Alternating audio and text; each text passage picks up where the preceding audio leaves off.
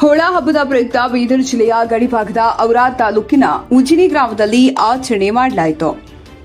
ಈ ಹಬ್ಬವು ಅನ್ನದಾತರಿಗೆ ಉತ್ತಮ ಮಳೆ ಬೆಳೆ ಸಮೃದ್ಧಿಯನ್ನು ದಯಪಾಲಿಸಲಿ ಎಂಬ ಭಾವನೆಯಿಂದ ದನಕರುಗಳಿಗೆ ಒಳ್ಳೆ ರೀತಿಯಿಂದ ಮೈ ತೊಳೆದು ಅವುಗಳಿಗೆ ಬಟ್ಟೆ ಹೊಲಿಸುವುದಾಗಲಿ, ಬಣ್ಣ ಹಚ್ಚುವುದಾಗಲಿ, ಸಿಂಗಾರವನ್ನು ಮಾಡಿ ಅವುಗಳನ್ನು ಕರ್ಕೊಂಡು ಹೋಗಿ ಗುಡಿಗೋಪುರಗಳ ಮುಂದೆ ಸುತ್ತಾಡಿಸುವ ಅಲ್ಲಿನ ಜನರ ಆಶ್ಚರ್ಯವಾಗಿದೆ. ಇದನ್ನು ನೋಡುವುದಕ್ಕೋಸ್ಕರ ಊರಿನ ಜನರೆಲ್ಲರೂ ಸೇರಿಕೊಳ್ತಾರೆ.